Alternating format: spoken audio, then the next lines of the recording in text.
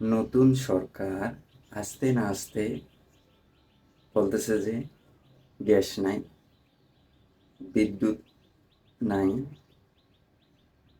তেল নেই এবং এছাড়া আরও কত কিছু যে সমস্যার সম্মুখীন হতে হবে বাংলাদেশের এই জনগণকে, সেটা এখনও জানা নাই।